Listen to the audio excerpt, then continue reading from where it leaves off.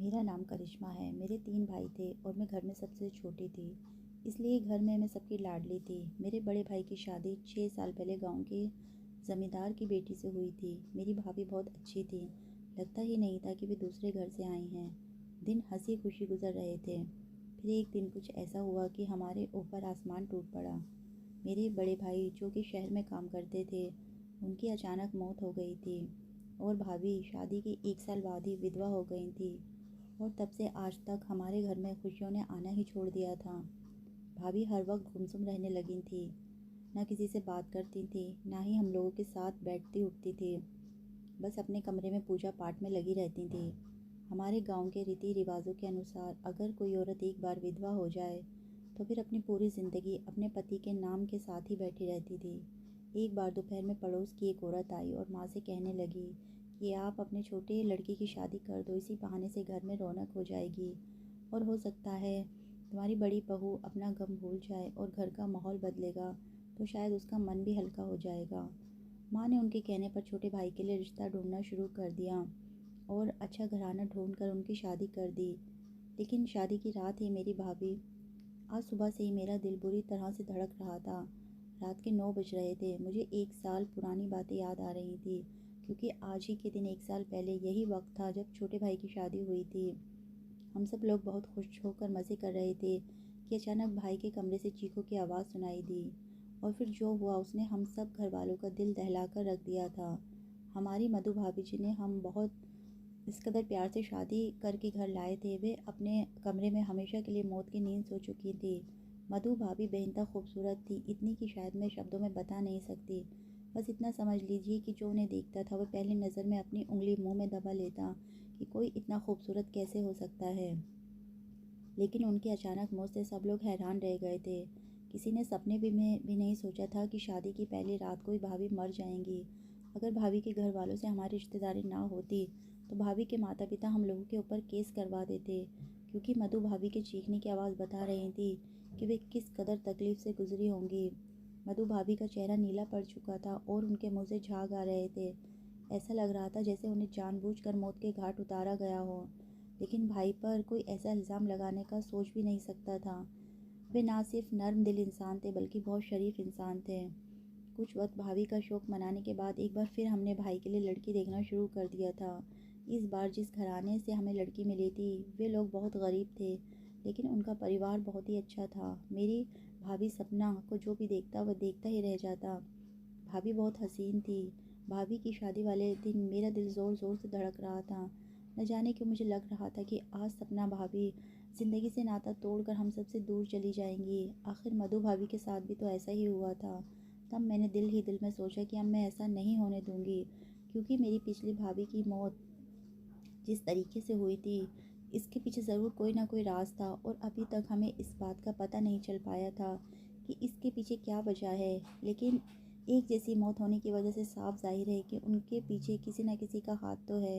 ये तो उन लोगों की शराफत थी कि उन्होंने हम पर गलत इल्ज़ाम नहीं लगाए थे, वरना ऐसे ही घर में रिश्ता कौन देता है। सपना भाभी के माँ बाप गरीब थे, लेकिन सपना के लिए बहुत अच्छे अच्छे घरों से रिश्ते आए थे, पर इसके बावजूद भी उन्होंने अपनी बेटी का रिश्ता हमें दे दिया था। हम उनके बहुत शुक्रगुजार थे, मगर शादी के दिन मैंने अपने दिल में सोच लिया कि सपना भाभी के साथ वे सब नहीं होने दूंगी जो मेरी पहली भाभी के साथ हुआ था। जैसे ही भाभी विदा होकर घर में आई उनके साथ ही रही, 1 मिनट के लिए भी नहीं हटी। मैंने सपना से बातचीत शुरू कर दी। रात को जब हम दुल्हन के उसके कमरे में ले गए तो मैं उसके साथ ही बैठी रही। वह बहुत डरी सहमी मासूम सी लड़की थी। मैं उससे बातें करती तो वह जवाब दे देती, लेकिन उसने खुद से कोई बात नहीं की थी। तब मैंने कहा, आज रात मैं आपके पास ही रह जाती हूँ, क्योंकि मेरी पिछली भाभी के साथ जो कुछ हुआ था वह मैं तुम्हारे साथ नहीं होने दूँगी। ये सुनते ही उसके चेहरे का रंग उड़ गया था। उसने डरी ही निगाहों से मेरी तरफ देखा और घबराई हुई आवाज़ में पूछा कि क्या हुआ था आपकी पिछली भाभी के साथ। मैंने कहा, कुछ भी नहीं, तुम्हें सब पता चल जाएगा, लेकिन फ़िलहाल इस बारे में बात करना अच्छी बात नहीं है। मैंने उसे समझाया तो वह किसी बच्चे की तरह हाथ बांधे बैठी रही। उसने तो इस बात पर भी कोई एतराज़ नहीं किया कि मैं रात को उसके कमरे में ठहर जाऊंगी। थोड़ी देर बाद जब भाई आए तो माँ ने मुझे कमरे से बाहर जाने को कहा। वे बोली, पति पत्नी के मामले में दखल अंदाज़ी करना अच्छी बात नहीं है। मैंने कहा, माँ क्या आप भूल गई मेरी पहली भाभी के साथ क्या हुआ है? इन्हें भी अकेला छोड़ देंगे तो वही सब होगा। मैं आज देखना चाहती हूँ कि आखिर इस कमरे में ऐसा क्या है। हो सकता है कि हमारे जागने से और मेरे इस कमरे में रुकने से क्या पता वह घटना टल जाए। लेकिन माँ कहने लगी कि अब ऐसा कुछ नहीं होगा। तो मैंने माँ से कहा, आपने तो पहले भी ऐसे ही कहा था, इसकी क्या गारंटी है कि अब कुछ नहीं होगा। मेरी ज़िद पर माँ सोच में पड़ गई। सच बात तो ये थी कि भाई भी डर रहे थे। फिर भाई खुद ही कहने लगे कि अच्छा तुम ऐसा करो, तुम भी इसी कमरे में सो जाओ, मैं सोफ़े पर लेट जाता हूँ। हो सकता ही रात को कुछ ऐसा हो कि हम दोनों को तुम्हारी ज़रूरत पड़े। मुझे खुद ये बात समझ नहीं आती, मैं चाहता हूँ कि तुम यहीं रुको। भाई की बात सुनकर मैंने भगवान का शुक्र अदा किया। आज भाभी की जान बचाने में मैं कामयाब हो जाऊँगी। थोड़ी देर के बाद मैंने कमरे की लाइट बंद कर दी और कमरे में एक हल्का सा लैंप जला दिया। सपना मुझसे बातें करते करते सो गई। मुझे भी उससे बातें करते करते न जाने कब नींद आ गई। रात में किसी समय अचानक मेरी आँख खुली तो मेरी नज़र सामने वाले कमरे पर पड़ी, जहाँ मुझे एक साया नज़र आया। मैं हड़बड़ा कर उठ बैठी। अरे भगवान, न जाने क्या होने वाला है। कहीं कोई भाभी का दुश्मन तो नहीं जो उनकी जान लेने आ रहा है। मैंने दिल ही दिल में सोचा कि आगे खड़ा वह इंसान जिसका साया खिड़की पर पड़ रहा था, वह काले रंग के लिबास में था और उसका कद काफ़ी ऊंचा लग रहा था। ये देखकर मेरा शरीर पड़ गया। इससे पहले कि वो इंसान हमारे कमरे तक आना, मैंने चीख मार दी और भाई को जगा दिया। भाई उठो, वे भाभी को मारना चाहता है, मैं पागलों की तरह चीख चीख कर कह रही थी। भाई भी एकदम से उठ खड़े हुए। वे कौन है? मैंने भाई से कहा। भाई, वे सामने वाले कमरे के दरवाजे पर खड़ा था और उधर की तरफ ही जा रहा था। हमारे पास ऐसी कोई चीज़ नहीं थी जिससे हम अपना बचाव कर सकें। इस शोर से सपना भी उठ गई। वह भी बेड पर ढरी सहमी बैठी थी। भाई भी समझ नहीं पा रहे थे कि इस हाल में क्या किया जाए। तब भाई ने अक्लमंदी ये दिखाई कि छोटे भाई को फ़ोन करके जगा दिया और कहा कि मेरे कमरे में कोई आ रहा है, हो सकता है कि वो चोर हो, इसलिए तुम बाहर जाकर देखो। अगर कोई ख़तरे की बात ना हो तो हम बाहर आएंगे। घर के लोग और बाकी के रिश्तेदार डरते डरते बाहर आए। फिर हमने घर में रोशनी करके हर तरफ देखा, मगर वहाँ पर कोई भी नहीं था। सबके सामने मुझे शर्मिंदा होना पड़ा। मैंने तो उस साये को आते हुए देखा था, मगर किसी को ना पाकर अब सारे मुझे शक भरी नज़रों से देख रहे थे, जबकि मैं अच्छी तरह से जानती थी कि वह मेरा वहम नहीं था, बल्कि ऐसा मैंने खुद अपनी आंखों से देखा था। खैर, सब अपने अपने कमरों में चले गए। अब हमें क्या नींद आनी थी? रात के 3 बजे का वक्त था। मैं मंदिर में जाकर पूजा पाठ करने लगी। सपना भाभी भी बहुत हैरान परेशान थी। इस सारे हंगामे में उन्हें नींद कैसे आ सकती थी? उन्होंने भी अपने कपड़े बदल लिए और सादे कपड़े पहनकर मेरे साथ मंदिर में पूजा पाठ करने लगी। इसके बाद मैं अपनी माँ के कमरे में चली गई और उनको सारी बात बता दी। मेरी बात पर वे हमेशा यकीन करती थी, चाहे कोई माने या ना माने। लेकिन मेरी माँ मेरी हर बात मान लेती थी। बोली, बेटी, अगर तुमने उस साये को देखा है तो ये ज़रूरी नहीं कि वह इंसान ही हो, वे कोई शैतान भी हो सकता है, कोई दूसरी शक्ति भी हो सकती है। माँ की बात सुनकर मैं सोच में पड़ गई। माँ की बात बिल्कुल ठीक थी, क्योंकि कई बार ऐसा भी होता है कि शैतान चुड़ैल इंसान की शादी रुकवाने के लिए तरह तरह की तरकीबें करते हैं। हो सकता है कि भाई पर कोई चुड़ैल आशिक हो। मैंने दिल में सोचा, और इसी वजह से भाई की पहली पत्नी मौत के घाट उतर चुकी थी। अब सारी बात मेरी समझ में आ गई थी। माँ ने भी मेरी बात को समझने की कोशिश की और कहने लगी कि तुम्हारे भाई पर किसी चीज़ का बुरा साया हो सकता है, हमें सबसे पहले इस बात का हल निकालना पड़ेगा। तब मैंने अपनी एक सहेली से बात की, क्योंकि वे काफ़ी सारे बाबाओं और तांत्रिकों को जानती थी। वे हमें एक बाबा के पास ले गई। थोड़ी देर तक हम बैठे रहे। फिर कुछ देर बाद उन्होंने हमें अंदर बुला लिया। बाबा ने जैसे ही हमें देखा, देखते ही कहने लगे कि तेरे घर पर काली डायन का साया है। बाबा ने हमें जो कुछ भी बताया वे सब सच था। भाई के साथ बिल्कुल वैसा ही हुआ था। बाबा की बात सुनने के बाद माँ बाबा के पैर पड़ने लगी। वे कहने लगी, बाबा जी, मुझे इसका कोई उपाय बताइए, मेरी बेटी की ज़िंदगी बचा लीजिए, वे बहुत बड़ी मुसीबत में घिरा हुआ है। माँ की बातें सुनकर बाबा जी कहने लगे, मैं तुम्हें जाप करने के लिए एक मंत्र बता रहा हूँ। और कहने लगी कि कोई मामूली मंत्र नहीं है, इसको लगातार 1 हफ्ते तक पूरी पूरी रात जाग कर इसका जाप करना होगा, तभी तुम्हारा बेटा उसके असर से बच पाएगा। और अगर किसी भी दिन ये जाप रुक गया तो फिर मंत्र जाप दोबारा से शुरू करना होगा। हम लोग घर वापस आ गए तो माँ सबको बाबा की कही हुई बातें बताने लगी। माँ ने अपने आप को दिमागी तौर पर रात को जाप करने के लिए तैयार कर लिया था। माँ कहने लगी वे आज रात से ही मंत्र जाप शुरू करेंगी। मगर मैं माँ से कहने लगी कि माँ, आप रात को कैसे जागेंगी? आपको तो ब्लड प्रेशर किसी भी वक्त बढ़ जाता है, आपको ध्यान रखने की ज़रूरत है और आपकी नींद भी पूरी करना बहुत ज़रूरी है। ये सुनकर सबकी नज़र भाभी पर जम गई। बड़ी भाभी को विधवा हुए तकरीबन 6 साल बीत चुके थे। हम सब उनकी बहुत इज्जत करते थे जब से बड़े भाई दुनिया से गए थे। भाभी बहुत चुप हो गई थी, बहुत कम बात करती थी, ज़्यादातर अपने कमरे में ही वक्त गुजारती और हमेशा पूजा पाठ में लगी रहती थी।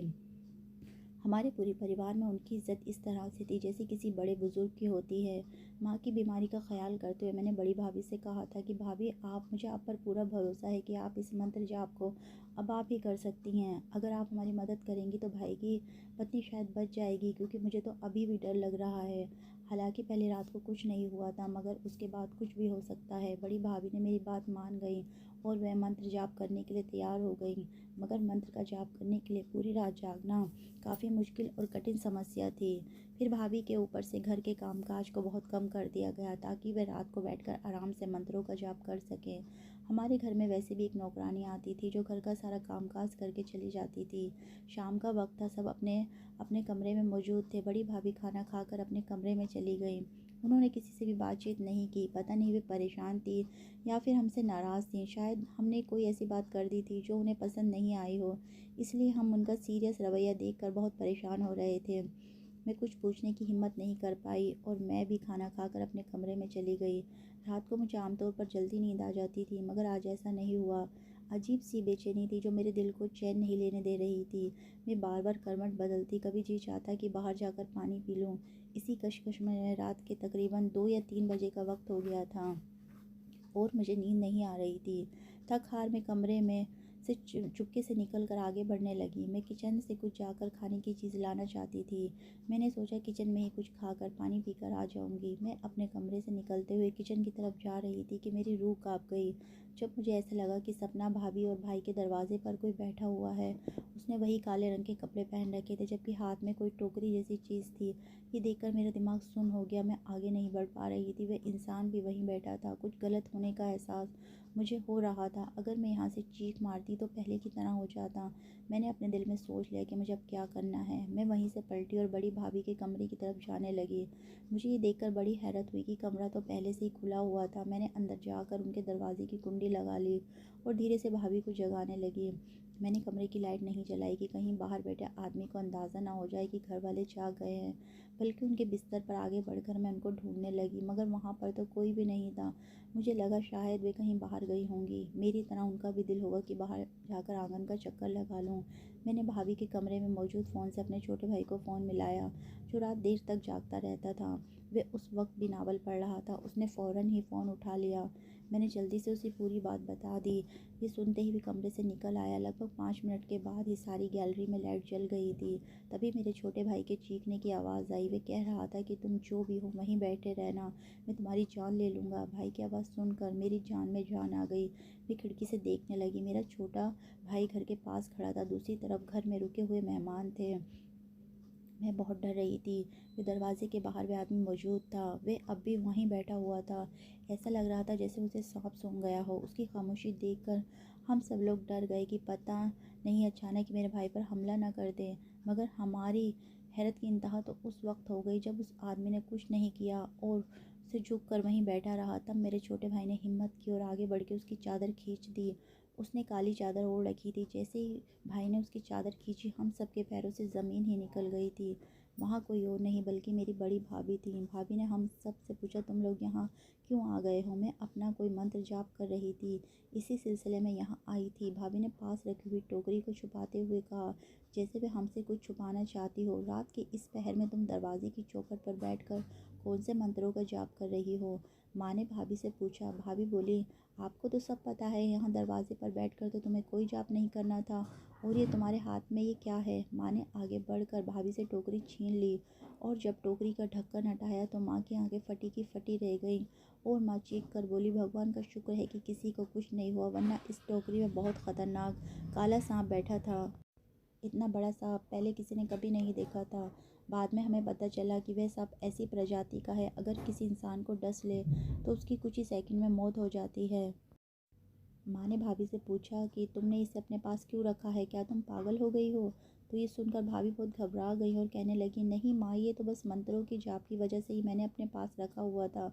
अब आपको क्या बताऊँ कि इन मंत्रों के जाप के लिए मुझे क्या कुछ करना पड़ रहा है। ये कहते हुए भाभी का चेहरा लाल हो चुका था। उनकी घबराहट से साफ पता लग रहा था कि वे झूठ बोल रही है। माँ ने कहा कि मैं नहीं मानती, और तुमने ये काले कपड़े क्यों पहन रखे हैं, और ये सांप इस मंत्र के जाप के लिए तो है ही नहीं।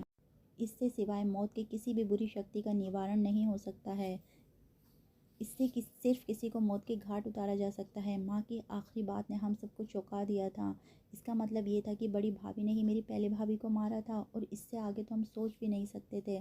हमने बड़ी भाभी को उस वक्त तो कुछ ना कहा, उनसे सांप लेकर छोटे भाई से कहा कि जाकर इसे किसी जंगल में छोड़ दो या किसी सपेरे को दे आओ और उसे मारने की गलती मत करना। ऐसा ना हो कि वो मरने से पहले तुम्हें डस ले, जिससे तुम्हें कुछ हो जाए।